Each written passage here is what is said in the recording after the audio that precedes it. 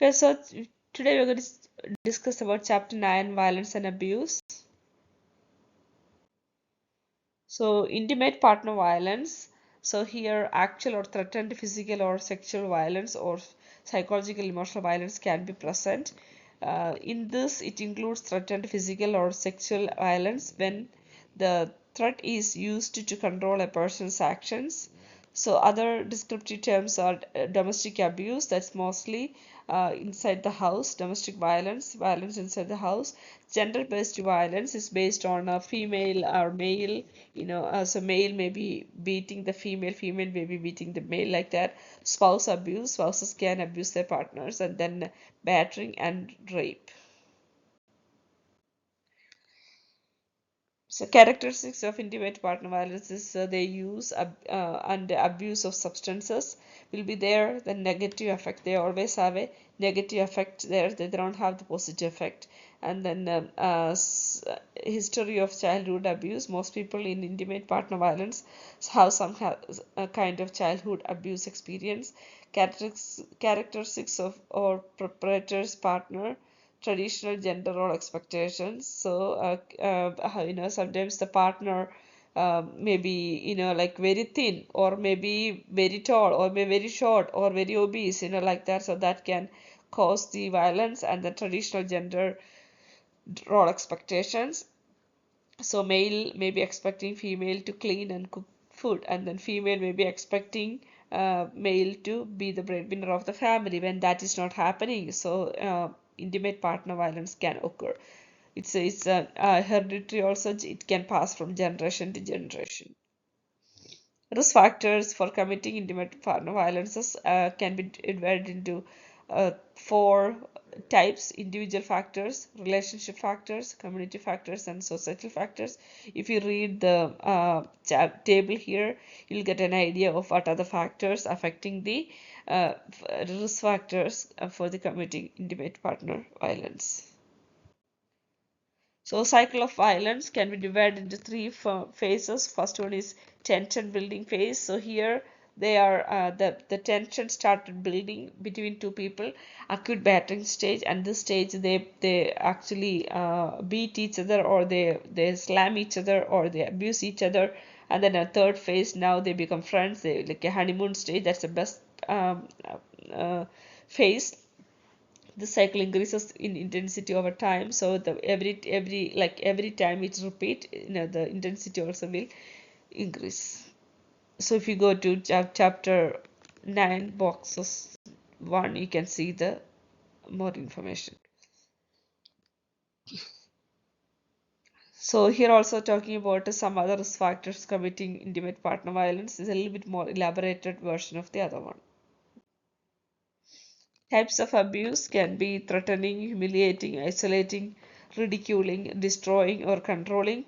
So, physical abuse can be hitting, grabbing, throwing, slapping, spitting at or biting, burning, pushing, choking, kicking, or punching of the victim.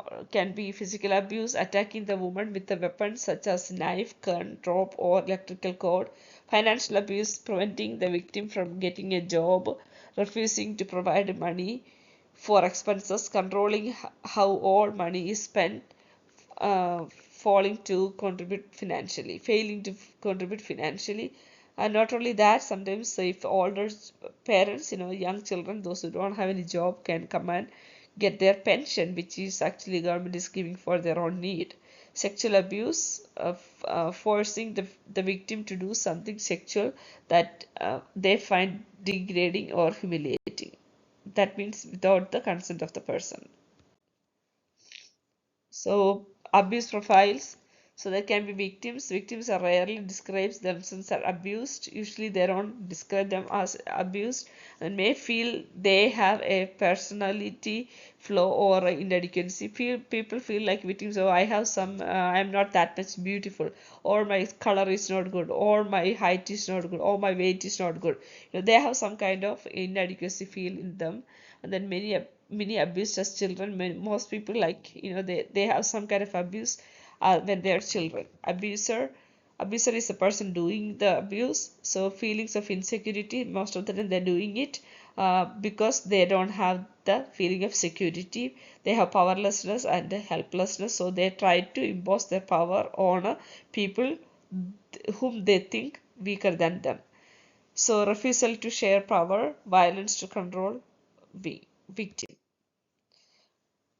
Violence against pregnant people here. So time of escalating violence in is already troubled relationship. So if there is any symptom of pregnant violence in pregnant people, then we have to handle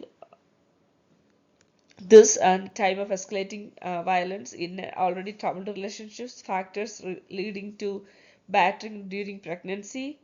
Uh, so we have to find out what are the factors, like are leading to, the pregnant person is getting battered. And then threats to maternal and fetal well-being. So when they do violence against the mother, not only the mother, fetus inside also can get injured. For example, if they're slapping or if they're hitting, that can affect the baby too. Signs of abuse emerging during pregnancy. So if the signs of abuse is happen during the pregnancy.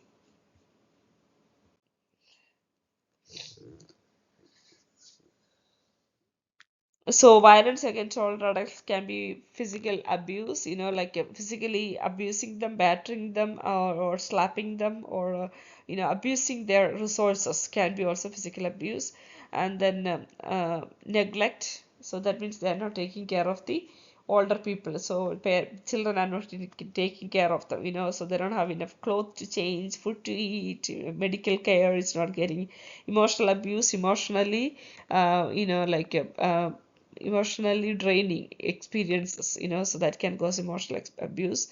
And sexual abuse, as you all know, people can have a sexual abuse.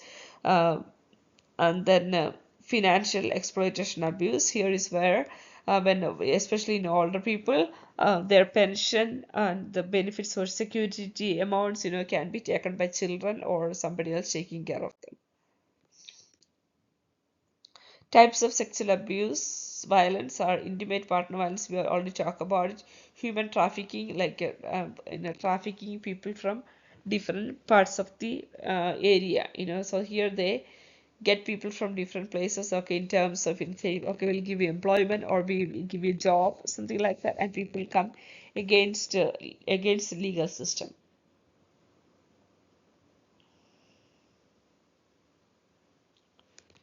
And then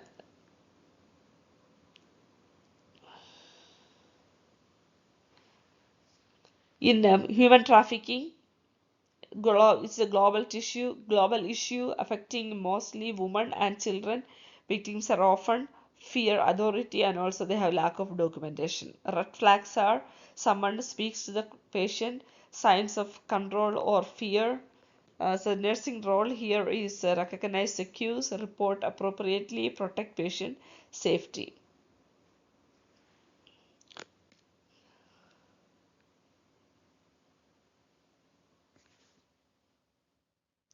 And then we are seeing about incest.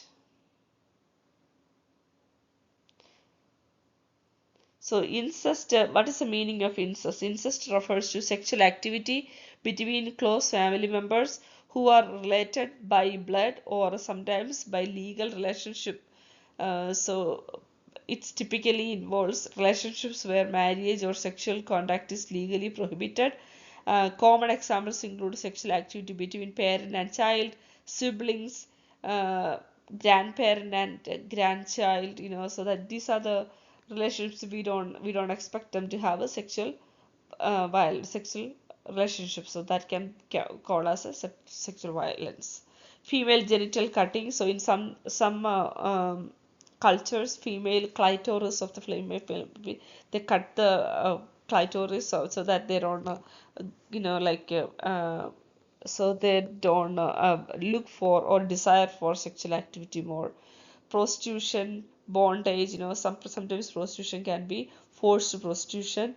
And then bondage, they have, okay, like a contract for to work with them. And exploitation, exploiting people's resources and then people's whatever a person has, neglecting people. So Sometimes, they neglect people, don't take care of them, or they don't get the necessary uh, attention they needed. The infanticide, small babies can be killed, and sexual assault also can be happen here.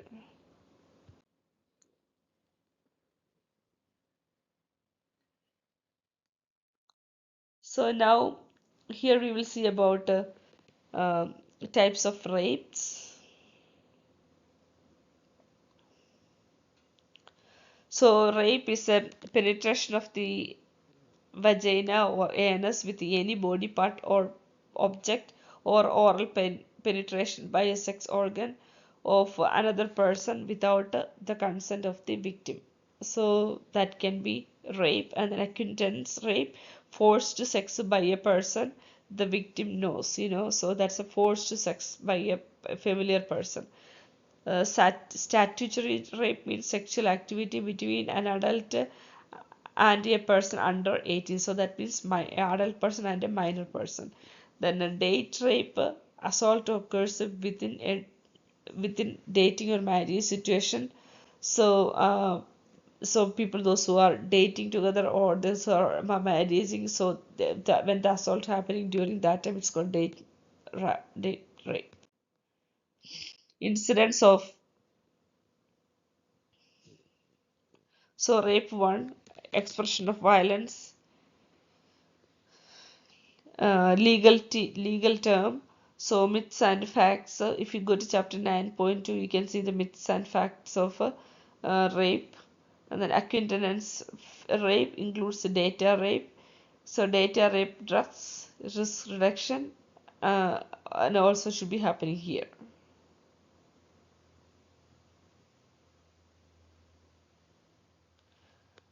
And then acquaintance rape, date rape drugs. So they use some drugs before they do raping, and risk reduction.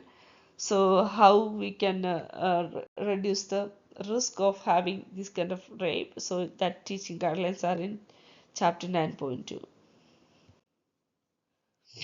And then part of the nursing management, we can do early intervention and immediate counseling. Supportive care can be given, like emotional support or pastoral support, clergy support, something like that.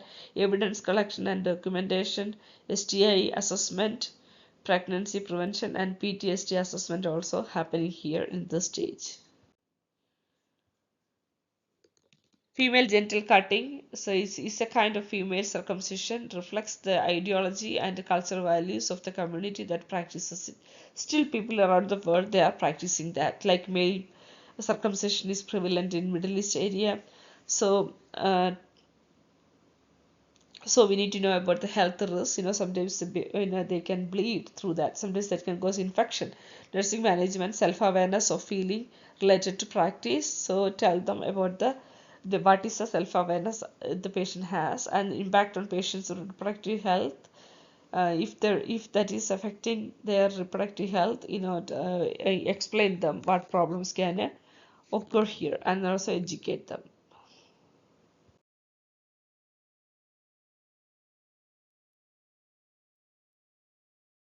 Four major types of female genital cuttings procedures can be here. Type 1, excision of the prepuce with the excision of part of the entire clitoris. Type 2, excision of the clitoris and part or all of the labia minora with or without a removal of the labia majora. So type 3, infibulation, it's called infibulation here, excision of all part of the external genitalia and stitching, narrowing the vaginal opening, narrows the vaginal opening by creating a covering seal. So type 4, all other harmful procedures on the genital such as pricking, piercing, incision of clitoris or labia all can be done.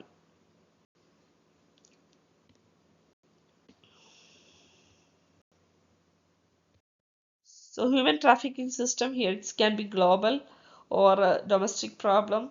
So victims primarily females and children lacking education, employment, and economic opportunities in one country. So they try to go from one country to other country. Most of the time they have problem with the immigration and visa problems. Exposure of victims to serious and numerous health risk, implication of nurse, uh, recognition of cues, and then violation of human rights, notification of law enforcement and the regional social service organization. Nursing management of abused victims here, assessment, routine, screening for indicators of abuse. So screening during every health visit using the evidence-based practice. So there are, like a checklist you asked the patients when they come for screening. Usually MAs do it in the clinics. And then immediate isolation from family if abuse detected, direct or indirect questions about abuse, immediate safety assessment, documentation and reporting of findings, and then nursing diagnosis are the responsibility for this event. Same model. So in the same model, we ask all these questions to the patient. So you can see the questions here. So how do they answer? So based on that, we can make sure we can save them. So nursing management is continued here. So in the here next we will do the interventions. Goal to enable victim to gain control of life. Primary prevention here, breaking the abuse cycle through community initiatives. So second, prevention, dealing with the victims and abusers in early stages to prevent progression of abuse. And then third, tertiary prevention, helping severely abused victims recover and becomes productive members of society and rehabilitating abusers to stop the cycle of violence.